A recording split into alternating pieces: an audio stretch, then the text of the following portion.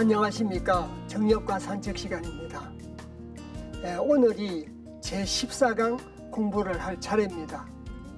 14번째 공부를 할 차례인데 구성으로 말씀을 드리면 저희들이 정력 상편이 15일은이고 하편이 11일은이라고 말씀을 드렸습니다. 지금 이제 상편인 15일은을 계속해서 공부해 나가고 있는 겁니다. 크게는 상편 하편으로 나뉘어져 있고 그 상편 하편을 1장, 2장으로 또 나뉘어져 있습니다. 그래서 지금까지 1장 전편과 후편을 공부를 했습니다. 장으로 말씀드리면 그렇다는 겁니다. 그래서 오늘이 2장 전편 첫 구절을 공부를 하게 되는 겁니다. 자, 그래서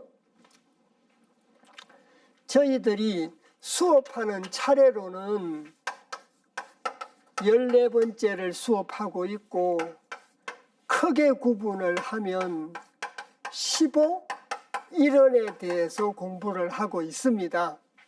그리고 구성적인 측면으로 말씀을 드리면 1장 전편 후편은 끝나고 2장 전편을 공부하게 된다는 겁니다. 그래서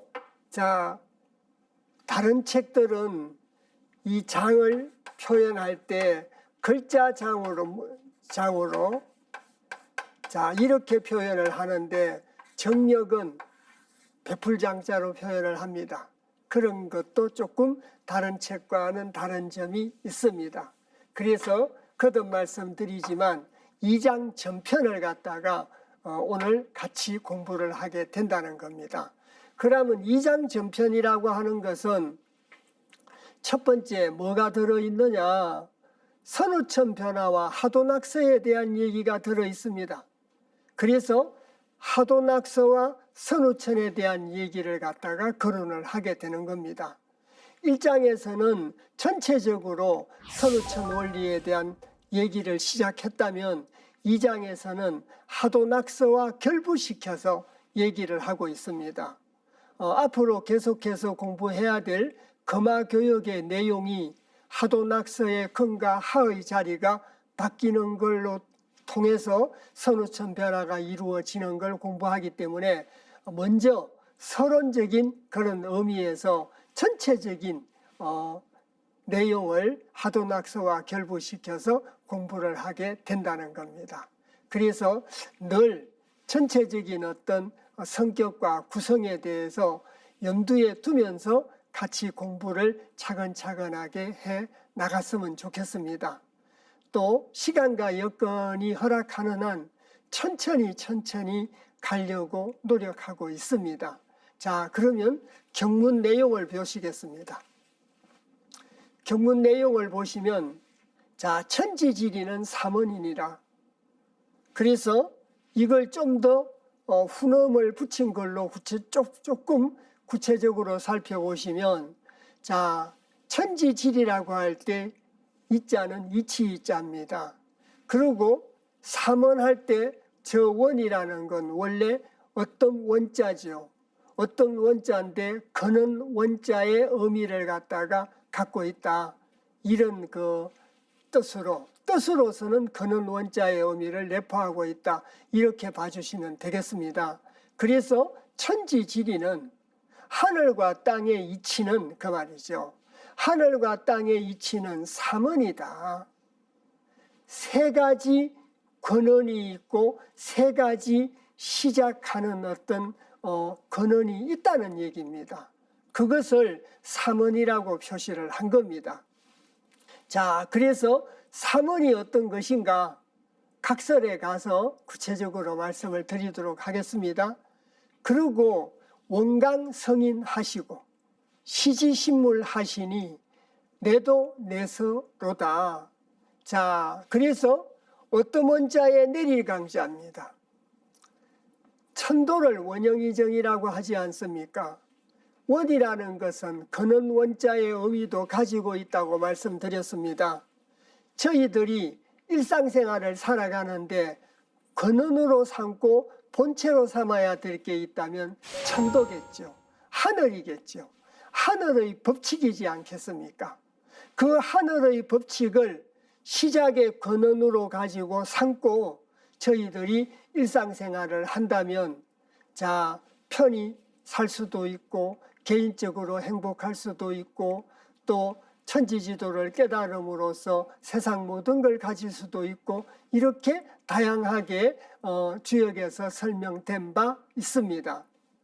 그래서 어떤 원자에는 거듭 말씀드렸듯이 하늘의 의미가 내포되어 있다는 걸 염두에 두시고 내릴강자, 성서로울 성자, 사람인 자죠. 그래서 하늘에서 성인을 내려 보내신다고 하시고 하늘에서 성인을 갖다가 내려 보내시고 보인 시자, 신묘할 신자, 만물물자입니다. 그래서 신물을 갖다가 신묘한 물건을 갖다가 보인다고 하시니 그 신묘한 물건이 뭐냐? 내도 내서 이로다. 그림도자와 글서자입니다. 그림도자와 글서자라 자 이것이 바로 그림도자는 하도를 보고 말하고 글서자는 낙서를 보고 말합니다. 이것이 하도낙서다.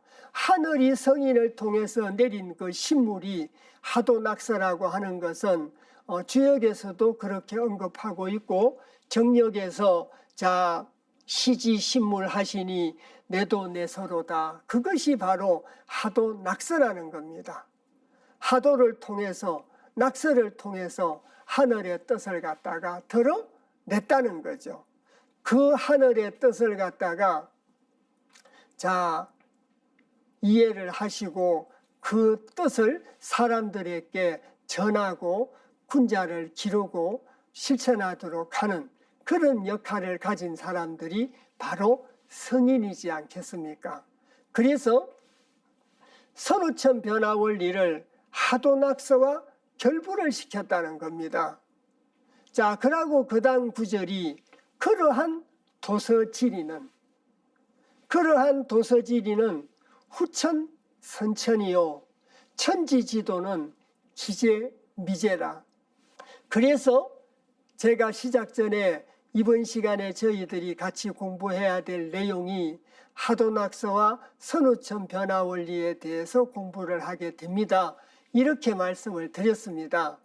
그래서 이 정역의 구절이 하도낙서를 선우천에다가 결부를 시켜서 설명을 하고 있다는 겁니다.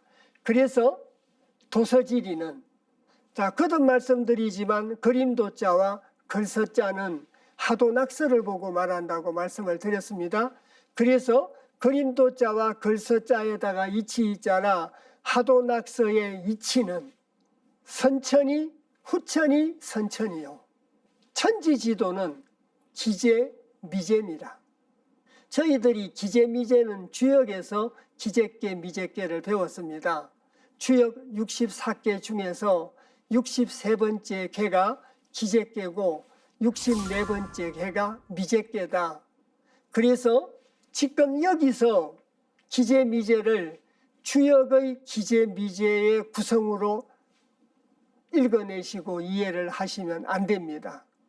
자, 여기서는 도서지리는 하도낙서라고 하는 것은 시간적인 변화를 나타낸 겁니다. 시간적인 변화를 나타내서 자 선천에서 후천으로 후천에서 선천으로 시간적 변화를 나타낸 것이고 천지지도는 기재미재라고 하는 것은 공간적인 변화를 나타낸 겁니다. 지금 이 구절은 시간적인 변화와 공간적인 변화로 자 설명을 하고 있기 때문에 저 기재미재를 자 64개의 순서에 입각한 측면으로 보시면 정역의 뜻을 이해하시기가 어렵다는 겁니다. 그래서 이제 제가 정역과 산책 첫 시간에 주역 공부를 마친 연후에 어느 정도 공부가 된 연후에 정역을 공부를 하셔야 되고 뒤섞으면 혼란이 생길 수 있다라는 말씀을 드린 이유가 바로 이런 이유 때문에 그렇습니다. 자, 그래서 착각하기 또 쉬운 한 가지 이유가 있습니다. 기재라고 하는 것은 이미 모든 것이 다 이루어진 걸 설명한다. 모든 것이 다 이루어졌습니다. 모든 것이 다 이루어졌는데, 이루어졌지만 모든 것이 이루어진 것에 안주하고 방심하고 태만하면 곧바로 모든 것이 어긋난 미제께로 오게 된다. 세상의 일상사는 이러하고 주역의 원리는 이러하다. 그것을 주역에서 저희들이 배웠습니다. 자, 그런데 방금도 말씀드렸듯이 정역에서 말하는 천지지도는 기재미재라고 하는 것은 도역 원리의 입장에서 본 겁니다. 도역 원리의 입장에서 본 거기 때문에 공간적인 변화. 자, 도서지리는 시간적인 변화요. 자, 기재미재는 공간적인 변화다. 그걸 꼭 염두에 두셔야 됩니다. 각설에서 왜 그런가까지 설명 말씀을 자세하게 드리도록 하겠습니다. 그래서 제가 지금까지 2장 전편의 첫 구절에 대해서 경문을 읽고 간단하게 해석 말씀을 읽었습니다. 그 구절이 가지고 있는 전체적인 뜻이 개요겠죠. 그래서 그 개요는 삼원과 삼극지도와 하도낙서의 이치를, 시간적인 변화를 공간적인 변화인 기재미재와 결부시켜서 설명을 하고 있는 것이 바로 이 구절의 전체적인 뜻이다. 꼭 이런 걸 염두에 두셔야 됩니다. 그래서 천지지리는 삼원이요, 원광성인 하시고 시지신물 하시니 내도 내서 이로다. 자, 도서지리는 후천선천이요, 천지지도는 기재미재라고 하는 이 구절의 내용이 바로 이런 내용을 가지고 있다는 겁니다. 이해가 가셨습니까? 자, 그러면 좀 더 구체적으로 살펴보도록 하겠습니다. 그래서 천지지리가 삼원이다. 천지의 이치가 석삼자에다가 어떤 원자, 근원 원자의 성격을 가지고 있는 어떤 세 가지 근원이라는 뜻이라고 말씀드렸지 않습니까? 그래서 천은 지원 인원이라고 하는 것이다. 자, 하늘의 근원이요, 땅의 근본 근원이요, 사람의 근본 근원이다. 그래서 원이라고 하는 것은 만물의 바탕이요, 시생의 근본 원리를 뜻한다. 그래서 천원, 지원, 인원, 삼원에서의 원이라는 것은 만물의 바탕이요, 시생의, 만물이 시작하고 생하는 근본 원리를 갖다가 뜻하는 것이 바로 원이다. 자, 이러한 하늘과 땅의 이치를 상극으로 말하면 무극과 한극과 태극으로 결부시켜서 말씀드릴 수 있다는 겁니다. 그래서 하늘은 무극이요, 자, 사람은 한극이고 땅은 태극입니다. 이렇게 결부시킬 수 있다는 겁니다. 삼극지도와. 자, 그래서 이것이 바로 삼원이다. 자, 천지인 삼원이 되겠죠. 자, 이래서 두 번째 구절이 원광성인 시지신물 내도 내서였습니다.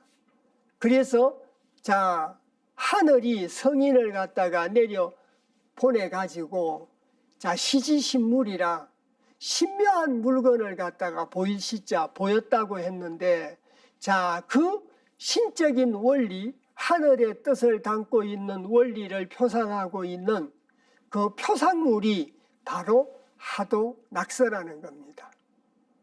또 하도낙서는 저희들이 대역서에서 공부를 했던 천지역수의 표상책에도 하도낙서입니다. 그래서 하도낙서라는 그런 표상물을 통해서 수로서 하늘의 뜻을 갖다가 드러낸 그런 자 신물이 바로 하도낙서라는 겁니다. 주역에서도 정역에서도 하도낙서가 차지하는 그 의미와 중요성이 굉장히 큽니다. 자, 그래서 정역에서는 하늘에서 성인을 내리고 신물을 보이니 하도낙서라고 한 반면에 주역에서는 하늘이 신물을 내리시고 성인이 이를 본받았다. 표현이 약간 다릅니다. 그래서 지금은 정역을 공부하고 있기 때문에 하늘에서 성인을 내리시고 성인을 통해서 신물을 보이시니 하도낙서라고 한다. 그것이 정역의 내용입니다. 자, 저희들은 지금 정역을 공부하고 있기 때문에 정역의 내용을 현재는 따라가면서 정역 공부를 하도록 하겠습니다. 도서지리는 후천이 선천이다. 자, 도서지리라고 하는 것은 시간적 의미라고 말씀을 드렸지 않습니까? 정역에서 하도는 선천이요, 낙서는 후천이라는 기본 통설에서 벗어났습니다. 이 표로 가지고 말씀을 드리겠습니다. 그 기본 통설이 뭐냐? 주역에서는 선천이 하도고 후천이 낙서입니다. 하도라고 하는 것은 1에서 10까지로 구성이 되어 있는 이상적 세계인 건 주역이든 정역이든 똑같습니다. 그래서 저희들이 전통적으로 이상적인 사회, 이 이상적인 세계를 요순시대 또는 황제 요순시대라고 합니다. 그래서 이 이상적인 세계 요순시대를 표상하고 있는 것이 바로 하도라고 합니다. 하도는 천도의 내용을 표상하고 있는 이상적인 세계입니다. 이것을 주역에서는 선천이라고 한다는 겁니다. 자, 그런데 낙서는, 이 낙서라고 하는 것은 후천입니다. 지금은 정역의 관점입니다. 이래서 이 낙서라고 하는 것은 현실의 세계를 보고 말합니다. 이 현실의 세계를 보고 말을 하고, 현실의 세계라고 하는 것은 대립과 갈등의 사회다. 불가식으로 말씀드리면 사바의 세계입니다. 자, 생지옥이죠. 그래서 여기에서 이상적인 세계, 불가식으로는 불국정토요, 유가식으로는 요순의 시대로 돌아가야 된다는 겁니다.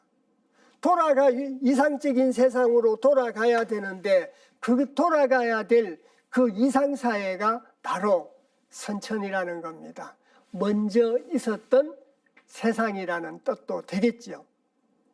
자, 그래서 주역의 관점은 이런데 정역의 관점은 이와 다릅니다. 하도낙서에 대한 성격은 똑같은데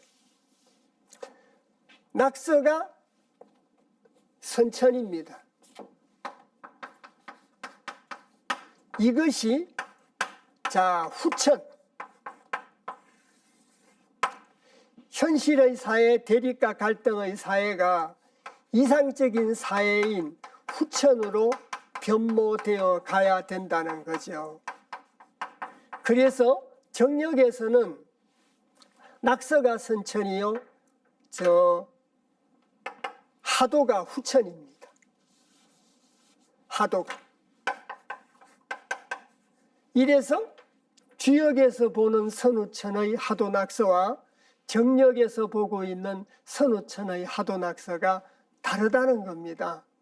그래서 선천의 금의 자리에 금화교역이 이루어져 가지고 화가 온다는 거죠. 금과 화가 자리 바꿈을 하는 것이 금화교역입니다. 물론 금화교역에 가서 자세하게 말씀을 드리겠습니다만은 이렇게 해서 이상적인 세계, 상생의 세계가 만들어지게 된다라고 얘기를 하는 겁니다. 자, 38은 목인데 4구 금이 있다면 금과 목은 상극이지 않습니까? 낙서가 이렇게 되어 있죠. 그래서 이 금자리에 이칠화가 오는 거죠. 그래서 목하고 화는 상생이라 상생의 세계가 이루어지겠죠. 그래서 이런 관계를 갖고 있기 때문에 이래서 주역과 정역에서 보고 있는 선천, 후천과 하도, 낙서를 결부시키는 것이 다르다.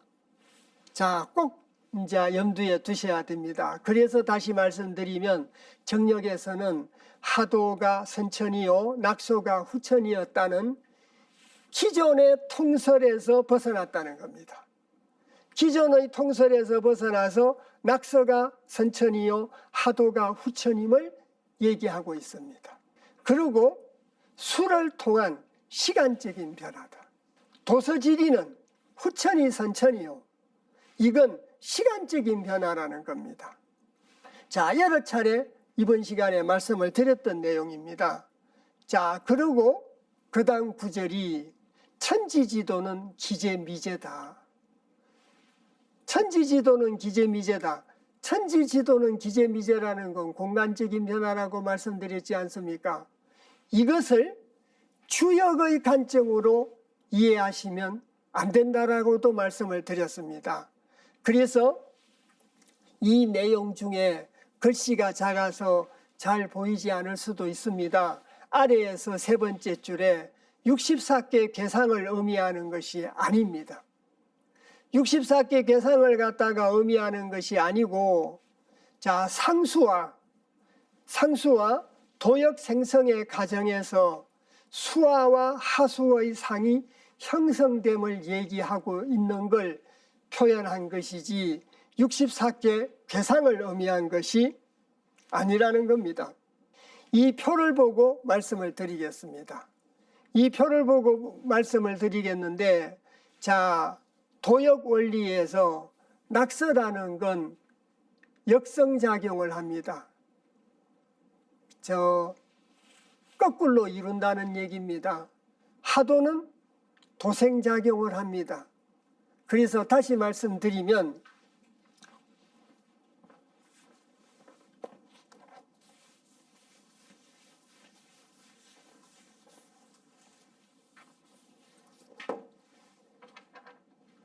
앞으로도 수없이 이 말씀을 드리게 됩니다.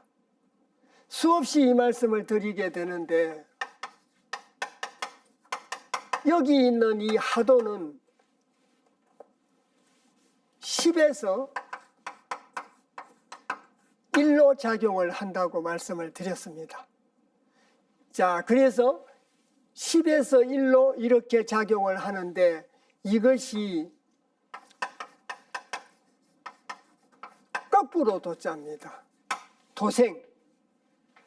거꾸로 도자에 날생자라 거꾸로 생해가지고, 자, 거슬려서 이룬다. 그래서 이걸 도생 역성 원리라고 얘기를 합니다. 그래서 더 자세하게 말씀드리면 10에서 9, 8, 7, 6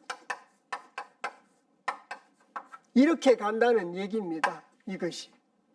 자, 이렇게 가는데 낙서라고 하는 것은 자, 9에서 1로 갑니다. 10까지 닫힌다면 1에서 10까지를 갑니다.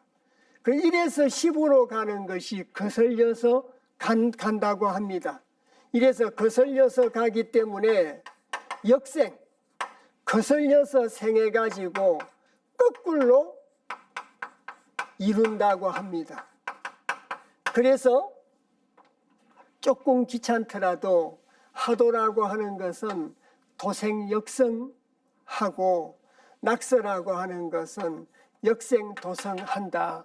이렇게 조금 암기를 해두시면 공부해 가는데 참 편리하다고 생각이 듭니다.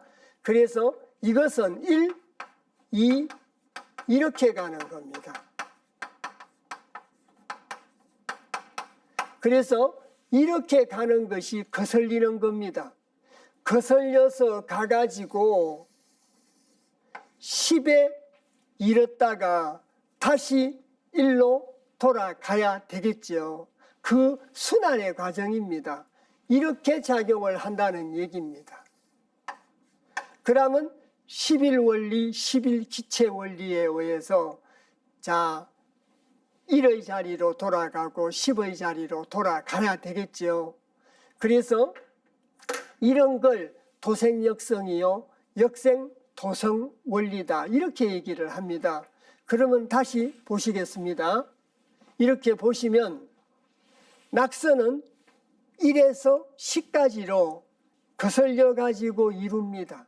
거슬려 가지고 이루는데 1은 수고 2는 화지 않습니까? 이해 가십니까? 오행으로 결부시켰습니다. 이건 똑같습니다. 38모 27화 50토 49검 16수 이건 하도고 낙소고 똑같습니다. 그래서 이 기준에 의해 가지고 1이라고 하는 것은 16수니까 수죠. 2라고 하는 것은 27화라 화입니다. 3이라는 건 38목이겠지요. 자, 그리고 이래서 낙서는 자 수화로부터 시작을 갖다가 했습니다. 그래서 49검 50토 16수 27화 38목 자 49검 50토입니다. 수화목금토죠. 수화목금토로 이렇게 전개가 됩니다. 자, 그런데 하도라고 하는 것은 10은 토죠. 자, 9는 금입니다. 38 목이죠. 27화 16수입니다. 자, 그래서 토금 목화수로 갑니다. 마찬가지입니다. 또 토, 금, 목, 화, 수로 이렇게 전개가 됩니다. 이 부분에 대해서는 15일은 중반부에 가서 소상하게 오행과 이 역수의 관계에 대해서 소상하게 말씀을 드리겠습니다. 그래서 이 오행이라고 하는 것이 일반 하도에서 나온 건 맞습니다. 그런데 일반적으로 말하는 오행과 한의학에서 말하는 오행과 또 정력에서 말하는 오행이 조금씩 다릅니다. 조금씩 달라서 정력에서는 자 수화, 목, 금, 토의 순서로 이렇게 가고 토금, 목화수의 관계로 이렇게 갑니다. 그래서 상객과 상생의 측면에서 이렇게 전개가 된다. 자, 이래서 낙서는 저 상극의 원리니까 상극의 측면에서 보면 수와 목금 토로 전개가 되고 하도는 상생의 관계를 나타내고 있으니까 이렇게 나타내고 있으니까 토금 목화수로 이렇게 전개가 된다라고 얘기를 할 수가 있습니다. 그래서 다시 표를 보시겠습니다. 1에서 동그라미 1에 밑에 물숫자가 붙어 있는 이유가 그래서 물숫자가 붙어 있습니다. 오행의 수라는 겁니다. 그리고 동그라미 2자 밑에 불화자가 붙은 것은 바로 오행으로 화입니다.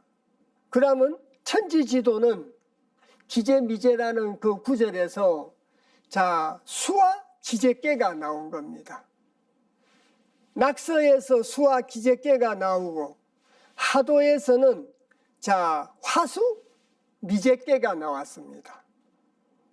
원래 다시 보시겠습니다. 조금 까다로울 수도 있습니다.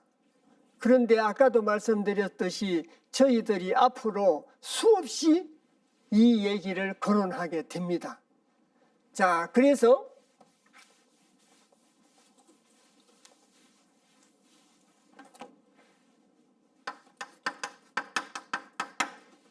수와 기재께입니다. 또 하수 미재께입니다. 그래서 이 기재께 미재께가 수와 기재께고 하수 미재께입니다. 자, 이래서 다시 보시겠습니다. 하도 낙서와 공간적인 변화인 기재 미재를 결부시켜 보니까 낙서는 기재요, 하도는 미재다 그 말입니다. 왜 낙서는 기재냐? 낙서는 수와 목금토로 나가기 때문에 자, 수와 기재께고 하도는 하수 미재께입니다. 이렇게 해서 결부가 된 거라는 겁니다. 이것이 주역의 관점으로만 본다면 기재는 모든 것이 다 이루어졌으니까 완성을 나타내고, 자, 완성을 나타내고 미재는 모든 것이 어긋났으니까 미완성을 나타내는 겐데, 어떻게 완성을 나타내고 있는 기재께가 대립과 갈등을 표상하고 있는 낙서와 결부가 되고, 자, 모든 것이 미완성인 미재께가 어떻게 이상세계를 추구하는 하도와 결부가 되는가? 그래서 몇 번 말씀드렸지 않습니까? 이 기재미재를 64개 개상으로 보시면 안 된다고. 도역 생성의 원리의 측면에서 보고, 낙서라고 하는 것은 자 1에서 10까지 1에서 10으로 가지고 전개가 되기 때문에 자 역생 도성의 원리로 가지고 이루어지고, 하도라고 하는 것은 도생 역생으로 이루어지기 때문에 그 두 가지 원리를 합친 것이 도역 원리입니다. 정역은 어떤 기초 단계부터 이렇게 차근차근하게 설명이 되어 있지를 않습니다. 그래서 15일원에 들어와서 오행이나 자 또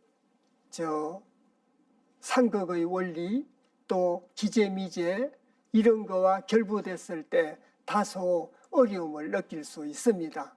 그런데 제가 첫 시간에 말씀드렸듯이 정역 산책이라고 이름을 붙였다고 했지 않습니까?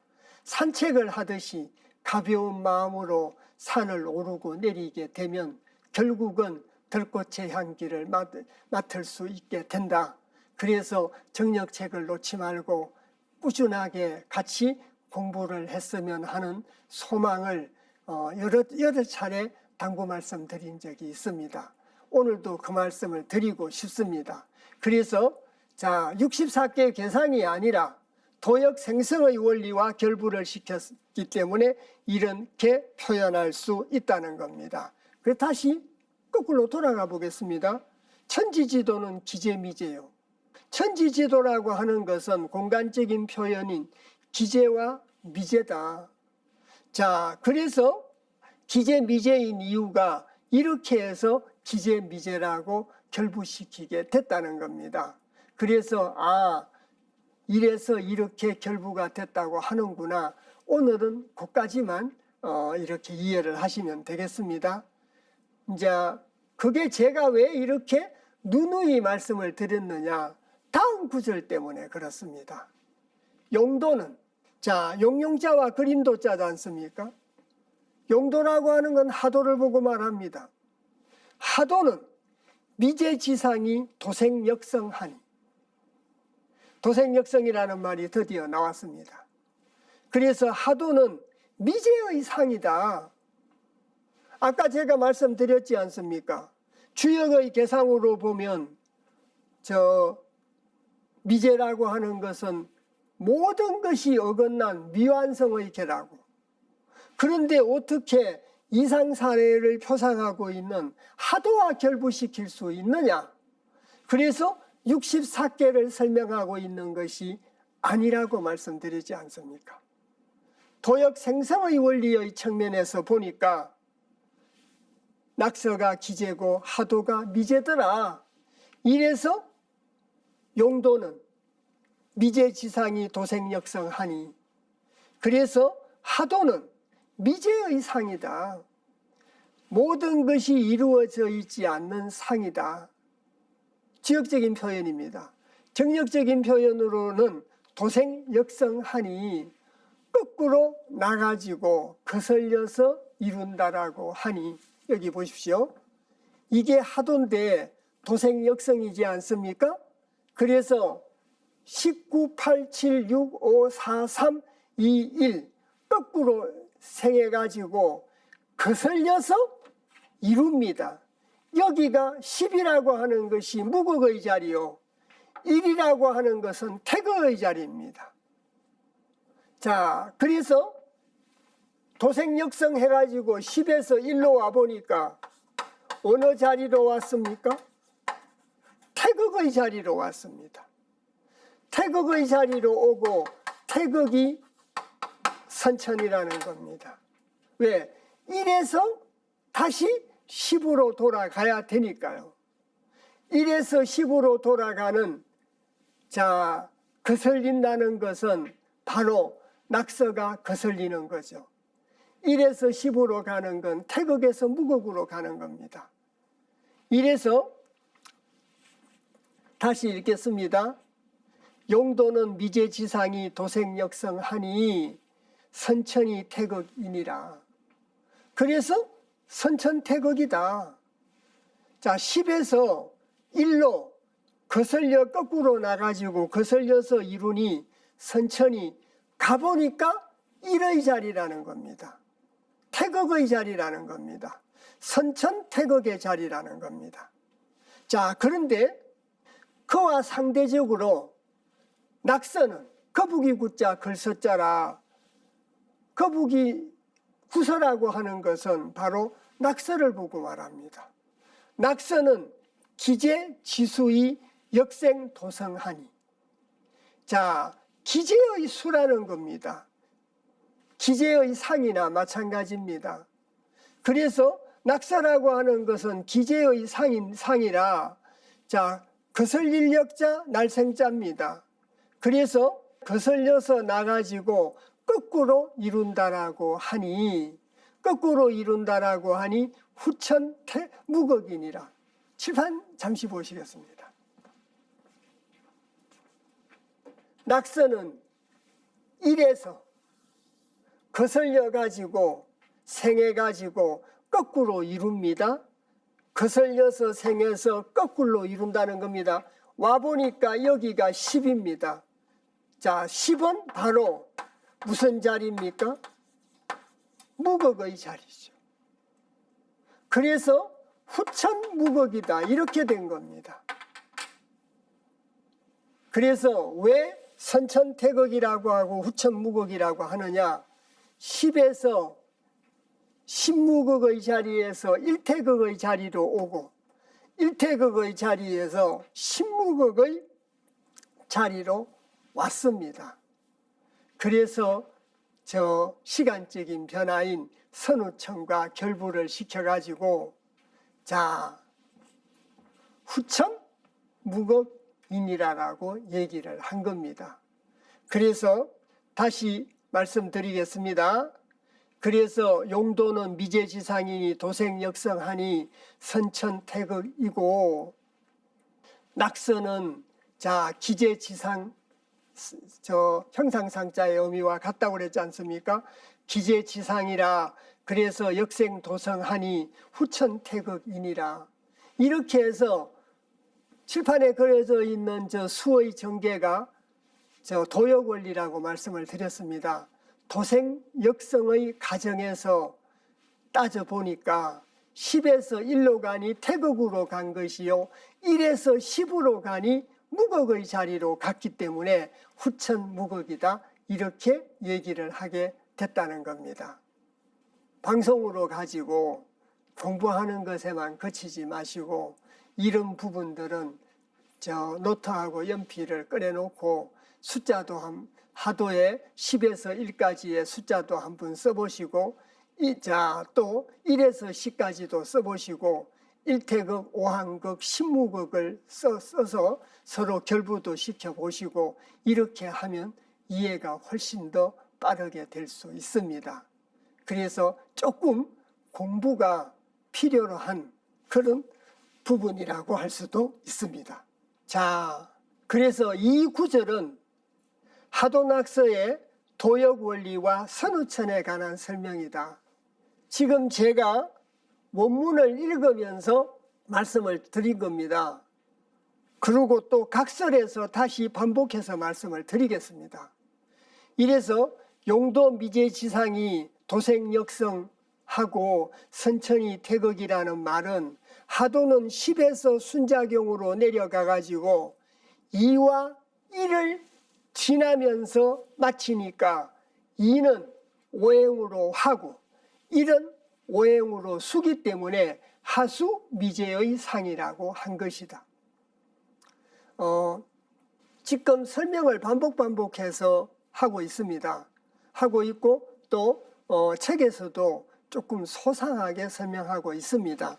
그래서 도생역성이라고 하는 것은 10에서 거꾸로 시작해서 1에서 이루고 끝난다라는 말이 도생역성입니다.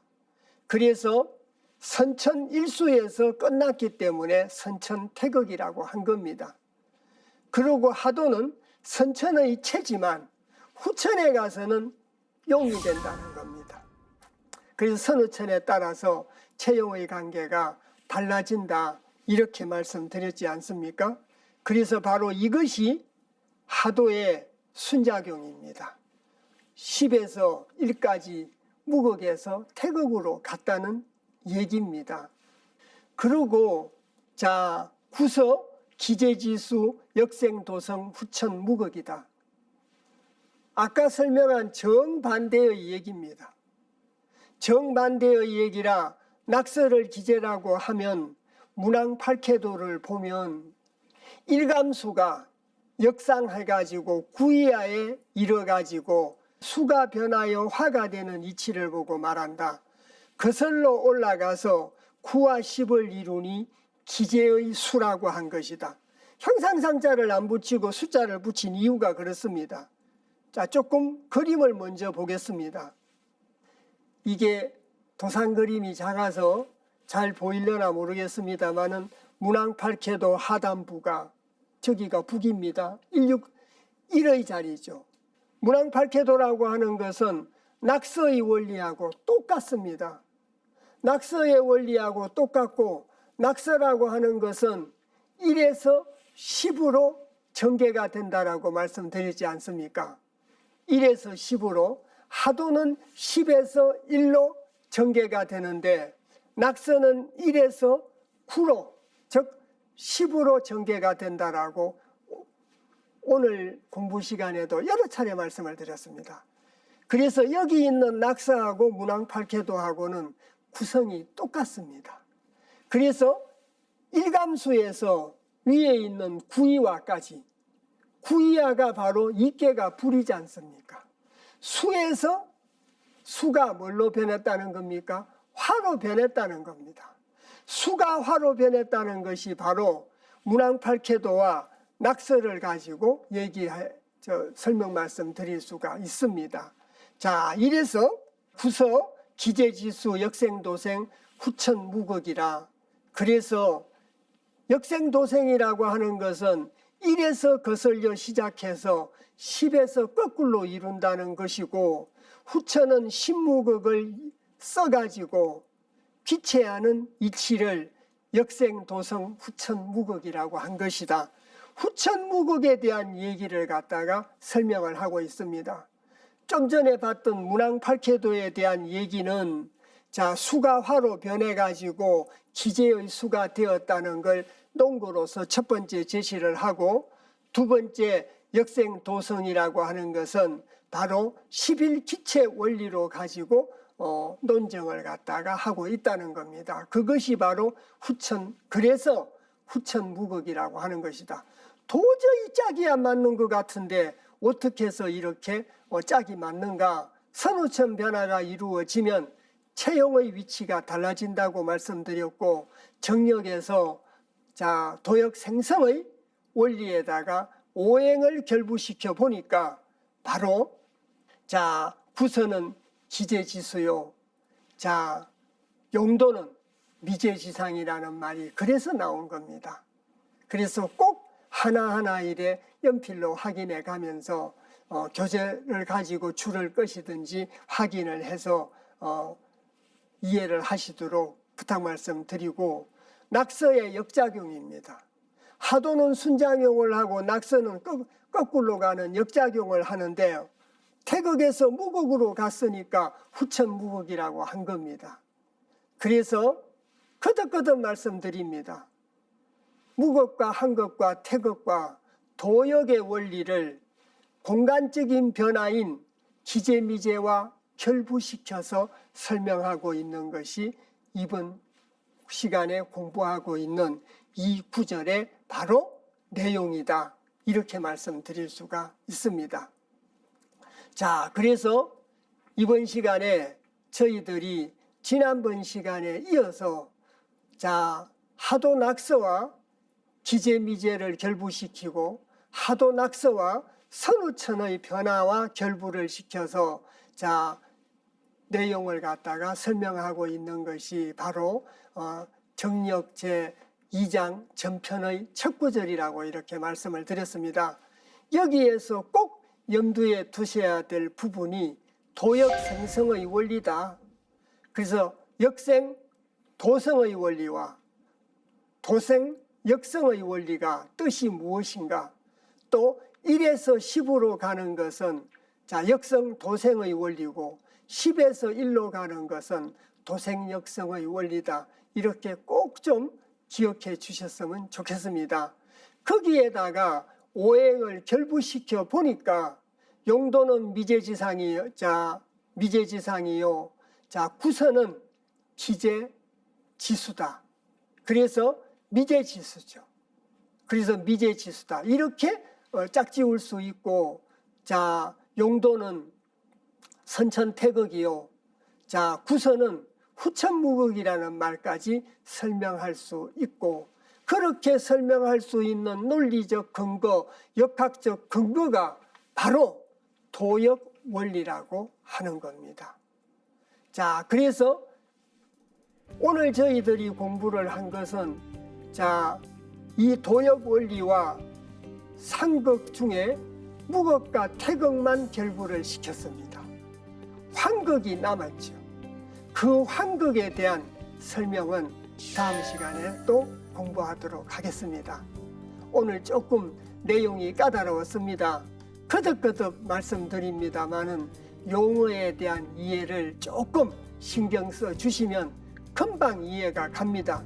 그러면 정력에서 말하고 있는 선우천이라는 것은 어떤 것이고, 정력에서 말하는 달정사라는 것은 어떤 것이고, 금방 전체적으로 모두 이해를 하는데 굉장히 도움이 됩니다.